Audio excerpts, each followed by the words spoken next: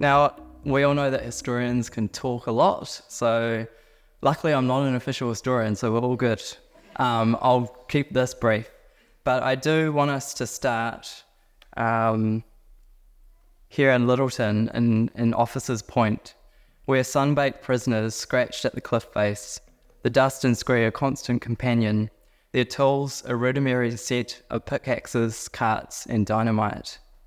In 1863, a commission of inquiry had recommended the construction of a breakwater. Increased shipping would bring prosperity to the province. So, for close to a decade, gangs of imprisoned men were marched out of jail and put to work bludgeoning a headland into rubble. By 1866, imprisoned workers had moved over 21,000 cubic metres of earth, used 2,000 kilograms of explosive powder, and had fired 877 shots into the hillside. The rubble became a breakwater, and you can kind of see it there stretching out at the top out of the headland, and the breakwater became Gladstone Pier in 1874. Today, that same pier services a major international port. Prison labour is embedded throughout Littleton, from its stone gutters to the slopes of Mount Pleasant. But it's not the only place where prison labour was used to create key infrastructure. The chain gang was a crucial cog of the progress industry, public works that attacked the indigenous environment and paved the way for Pākehā settlement. Prisoners cleared and levelled the landscape. They drained swamps, diverted waterways, built bridges and retaining walls. They created foundations for schools, churches and universities.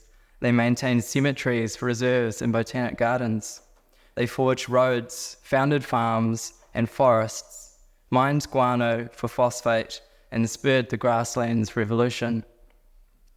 Prison labour was not an anomaly, but was crucial to colonisation in both Aotearoa and its Pacific Empire, and its use was there from the very beginning of Pākehā settlement. The imprint, I argue, left by the incarcerated is all around us. We just need to know where to look. To start, we might look beyond the prison to the streets across our cities, such as Lambton Quay in Wellington, or perhaps Hill Street, Willis Street, Taranaki Street, Molesworth Street, Mulgrave Street, Manners Street, Thornton Quay, Woodward Street, Abel Smith Street, Nan Street, Vivian Street, Tasman Street, Kent and Cambridge Terraces, Adelaide Road, Brougham Street, Buckle Street, Majory Bank Street, Shelley Bay Road, Massey Road and the Terrace, just to name a few. That's just Wellington. Or we might look to Invercargill Airport, which sits atop some of the 10 square kilometres of reclaimed land at the New River Estuary, all drained by prisoners. That's over 1,500 football fields worth of prime real estate.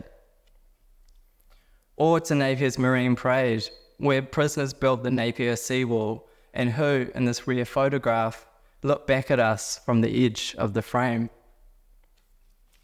Or to Hamner Forest, where prisoners transform acres and acres of tussock into a crazy quilt of birch, larch and pine. Or to the massive Aramoana Mole, started by prisoners in 1884 to protect trade and cement Dunedin's commercial viability. Or perhaps to Devonport's North Head, whose military fort and prison barracks stand like a beacon of forced progress over its streets and shorelines, all shaped by prisoners. Or to the farms cleared by prisoners, worked by prisoners, and whose crops were fertilised by the guano mined in part by prisoners in New Zealand's Pacific. Or perhaps we could look to the very heart of state power, Parliament House, whose internal bricks were cut, shaped and fired by prisoners out of Pukeahu clay, itself a prison for close to 100 years. Prison labour pulses within the very heart of both Parliament and Pukeahu. The spaces that have benefited from unfree labour are everywhere accessible and in most cases frequented every day. Prison labour is beneath our very feet and before our very eyes. It is folded into the richly textured landscapes, embedded alongside indigenous histories of place, and ever so slightly beneath the hubris of the present. It may be a hidden history, but is deeply connected with the flow of profit and people through the modern-day city, forest, or port. This was hit home to me when I was writing the book, about halfway through, when my whānau and I sat down to play the New Zealand version of Monopoly. You probably know it. It's got the very classic dinky little metal laptop and the jandals and the aeroplane. And as I moved my counter across these iconic sites, it dawned on me that I was looking at an archive of forced labour. Now when I play Monopoly and see Milford Sound on the board, I don't see the Milford track, but I see Milford Sound Prison, where prisoners battled the weather and themselves and formed part of the finest walk in the world. When I see Lake Taupo or Rotorua, I see the vast prison forests of Waiotapu, Kaingaroa, Waipa and Whakarewarewa, and an environment forever altered.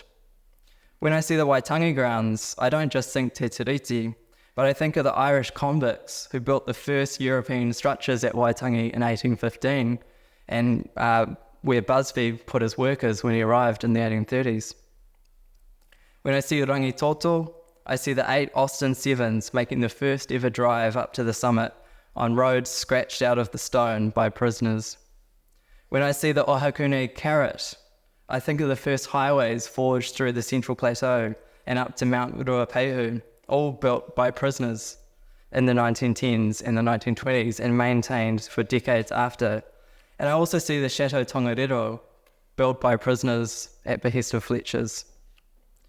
When I see Dunedin Railway, I think of the Māori captives who were taken far from their homes and their loved ones to level hills, make roads, divert water and foster a city's growth. But that happened here in Wellington too. And behind this public labour, I see the domestic work of women prisoners who cleaned, washed, swept and sewed.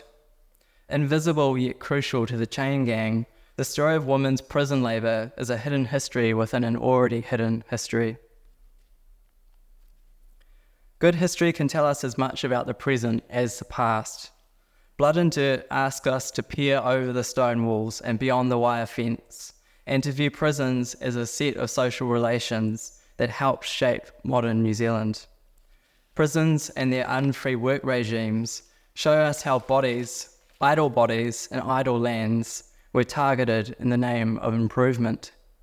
They also tell us about work and property, about colonisation, about the role of the law and the state, and how we got to where we are today.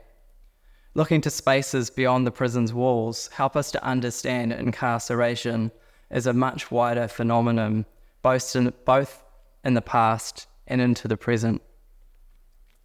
In the final chapter, I use this photo of Waikerea Prison in the Waikato Waikerea Prison Farm.